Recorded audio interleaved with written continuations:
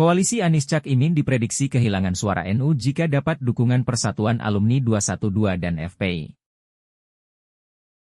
Pengamat politik Ujang Komarudin menilai, koalisi Anies Cak Imin akan kehilangan suara Nahdlatul Ulama, NU, jika mendapat dukungan dari ormas-ormas Islam garis keras, seperti Persatuan Alumni 212, FPI, dan GNPF Ulama. Menurut Ujang, NU dan ormas-ormas tersebut memiliki perbedaan ideologi dan kepentingan politik. NU beraliran moderat, sedangkan ormas-ormas tersebut beraliran Islam kanan atau garis keras.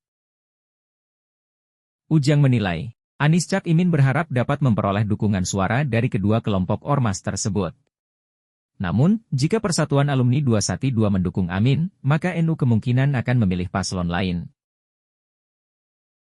Ujang mengatakan, tidak semua masyarakat NU akan mendukung Amin, sekalipun terdapat Partai Kebangkitan Bangsa, PKB, yang merupakan representasi NU.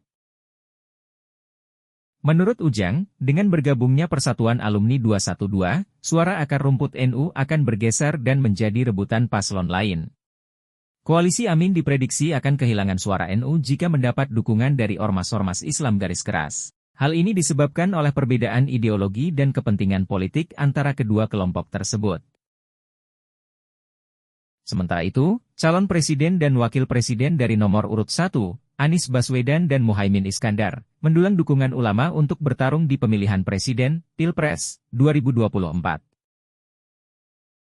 Amin disebut telah menandatangani Fakta Integritas yang diajukan Forum Istimewa Ulama sebagai syarat memberikan dukungan pada pesta elektoral mendatang.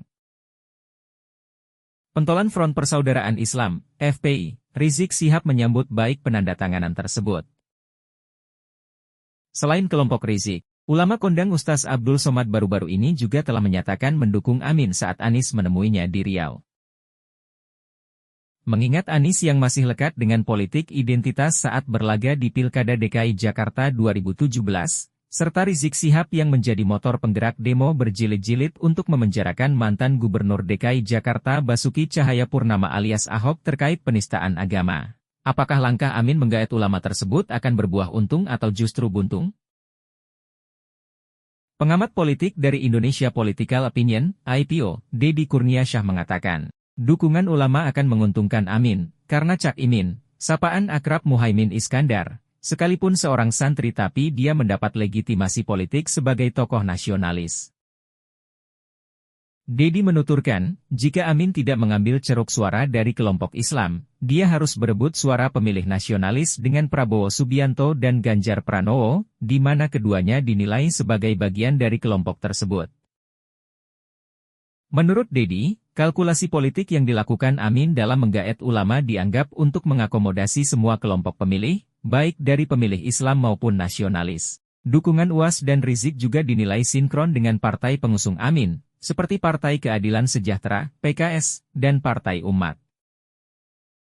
Sementara itu, masuknya Rizik ke dalam barisan pendukung Amin dinilai tidak akan menimbulkan gesekan dengan kelompok pemilih Nahdlatul Ulama, NU, akar rumput. Sebab, kelompok ini, menurut Deddy, sudah diikat secara emosional oleh Cak Imin. Sedangkan kelompok NU yang kerap bersinggungan dengan ketokohan Rizik selama ini, dianggap sebagai kelompok NU elitis. Kelompok ini, kata Deddy, sudah tergabung dengan kelompok nasionalis dan menjadi barisan pendukung pasangan calon lain. Kendati begitu, Deddy menilai, keuntungan yang didapat Amin dari dukungan Rizik tidak meningkatkan elektabilitas secara signifikan. Pasalnya, kata Deddy, ceruk suara dari kelompok Rizik tidak begitu besar.